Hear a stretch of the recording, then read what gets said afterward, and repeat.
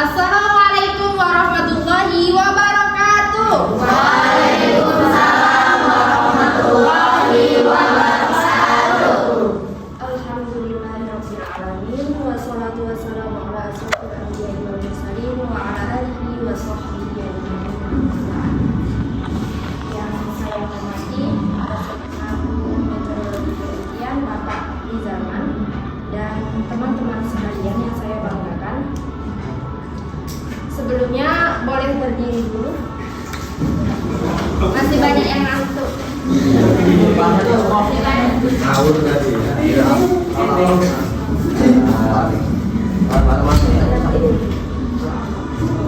Gimana saya dulu? Caranya depannya ini. Ikutin saya ya. Terus tangannya nunjuk ke depan. Nanti kalau saya suruh putar, terus pokoknya ikutin aja arah saya. Ya, Bu.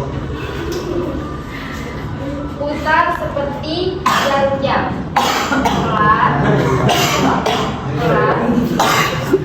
Pelan, sedikit kencang, pelan, kencang.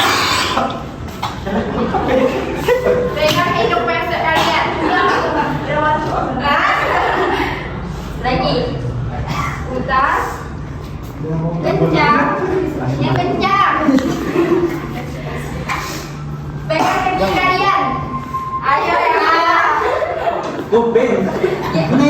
Siapa yang saya minta? Yang salah nanti pimpin SBK. Lagi. Kencang. Pegang perut kalian.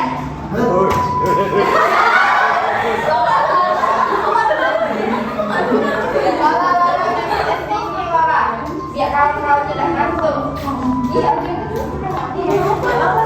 Yang lain.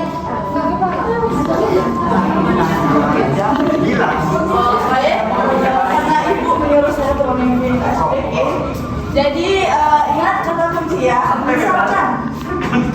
Misalkan saya bilang kata kuncinya itu adalah kata benda. Nanti saya bakal menunjuk siapapun itu orangnya. Tersebut harus bilang benda apapun itu. Kalau misalnya kalau saya bilang kata kuncinya adalah hewan, maka yang saya tunjuk harus menyebutkan nama hewan tersebut. Oke? Siap. Oke, ingat kata kuncinya adalah hewan atau binatang laut. Halimah, Teresa.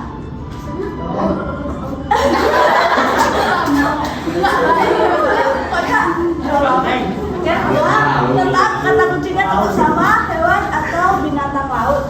Irsyad, Paus. Irza, Julia, Argin. Oke, harus dalam hitungan 3 detik ya. Oke, selanjutnya saya berikan kata kuncinya yaitu perlengkapan sekolah. Esti, Nur, Ipip, Firdaus, Pensil. Azmin, Laila, Haris. Terima kasih.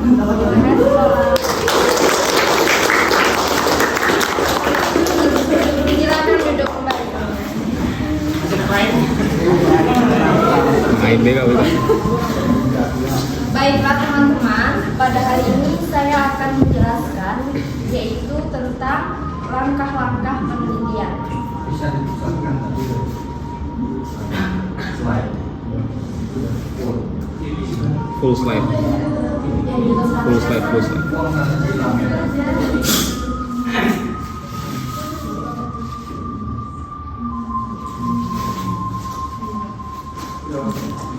Yang pertama, mari kita ketahui pengertian penelitian. Penelitian adalah suatu proses yaitu suatu rangkaian langkah-langkah yang dilakukan secara terencana dan sistematis guna mendapatkan pemecahan masalah atau mendapatkan jawaban terhadap pertanyaan-pertanyaan tertentu. Dalun, tolong ulangi penelitian? Sepertinya masih sibuk main HP. Nggak nampak. Dan nampak ya? Kalau tegak. Coba absen dari depan itu. Kasih. Itu gilir. Ella, tolong ulangi pengertian penelitian. Adalah suatu proses, yaitu suatu rangkaian langkah yang dilakukan secara terencana dan sistematis guna mendapatkan pemecahan masalah atau mendapatkan jawaban terhadap pertanyaan manusia. Oke, terima kasih. Selanjutnya kita masuki yaitu langkah-langkah penelitian. Pertama, yaitu ada identifikasi, pemilihan, dan perumusan masalah. A. Identifikasi masalah. Hal yang menjadi sumber masalah terutama adalah 1. Bacaan, 2. Diskusi, seminar, pertemuan ilmiah, 3. Pernyataan pemegang otoritas, 4. Pengamatan sepintas, 5. Pengamalan pribadi, 6. Intuitif.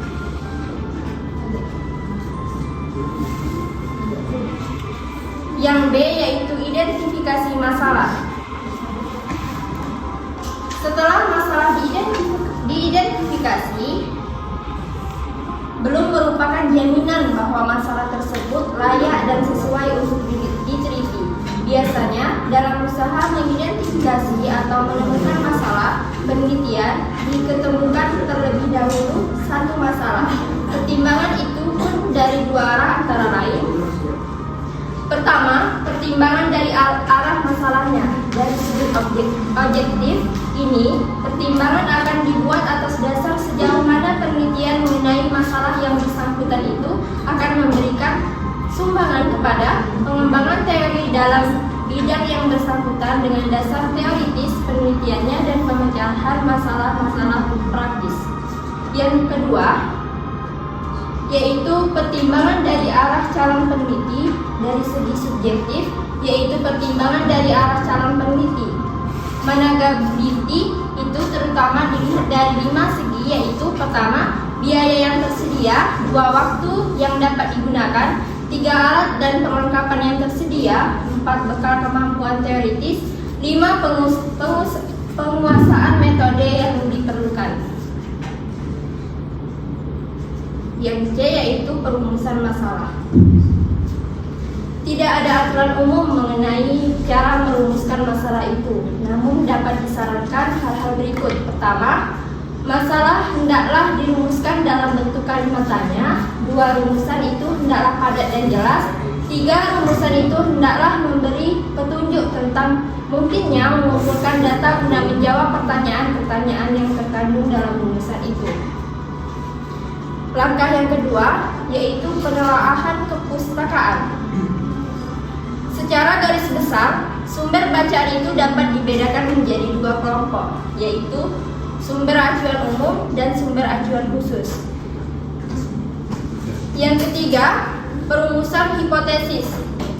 Hipotesis penelitian adalah jawaban sementara terhadap masalah penelitian yang kebenarannya masih harus diuji secara empiris. Hipotesis yang menyatakan bahwa metode diskusi lebih baik daripada metode ceramah secara implisit mengandung prediksi bahwa kelas-kelas yang diajarkan terutama dengan metode diskusi akan lebih baik belajarnya daripada kelas-kelas yang diajar terutama dengan metode ceramah dan sebagainya. Konsep penting lain mengenai hipotesis adalah hipotesis nol dan HO. Yang keempat yaitu identifikasi, klasifikasi, dan pemberian definisi variabel-variabel. Langkah yang kelima yaitu pemilihan atau pengembangan alat pengambilan data. A. Pemilihan alat pengambilan data. Keputusan mengenai alat pengambilan data mana yang akan digunakan terutama ditentukan oleh variabel yang akan diamati atau diambil datanya. Dengan kata lain, alat yang digunakan harus disesuaikan dengan variabelnya. B. Pengembangan alat pengambil data. Dalam penelitian-penelitian di lingkungan ilmu pengetahuan alam, seringkali alat pengambilan data itu telah tersedia. Langkah yang keenam yaitu penyusunan rancangan penelitian. Seperti halnya dengan alat pengambil data, rancangan penelitian juga didiktekan oleh variabel-variabel penelitian yang telah diidentifikasi serta oleh hipotesis yang akan diuji kebenarannya.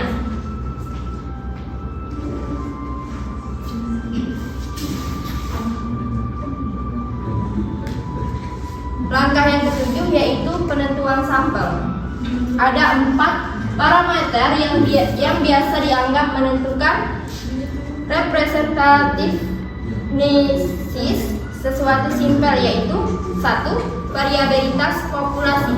Variabilitas populasi merupakan hal yang sudah given, artinya penelitian harus menerima sebagaimana adanya dan tidak dapat mengatur atau memanipulasikannya. Yang kedua, besar sampel.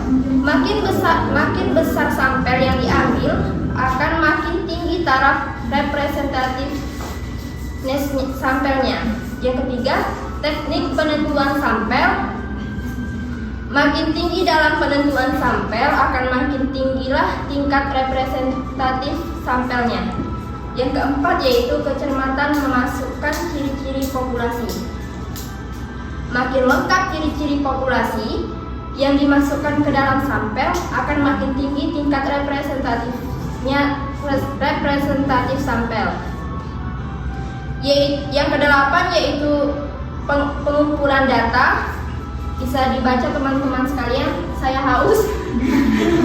Yang kesembilan yaitu pengolahan dan analisis data. Baca juga.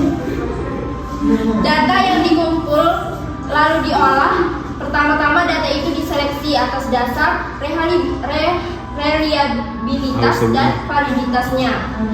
Data yang rendah, reliabilitas dan validitasnya. Data yang kurang lengkap digugurkan atau dilengkapi dengan substitusi. Bisa dipahami teman-teman? Beda? Bisa Bu, dalam Ibu Aus Bu. Yang langkah yang ke-10 yaitu interpretasi hasil analisis. Yang ke-11 yaitu penyusunan laporan. Nah, penyusunan laporan ini merupakan langkah terakhir daripada penelitian. Langkah terakhir dalam seluruh proses penelitian adalah penyusunan laporan. Laporan ini merupakan langkah yang sangat penting karena laporan itu syarat keterbukaan ilmu pengetahuan dan penelitian dapat dipenuhi. Melalui laporan itu, ilmuwan lain dapat memahami, menilai, kalau perlu menguji kembali hasil-hasil penelitian itu, dan dengan demikian pemecahan masalahnya mengalami pemantapan.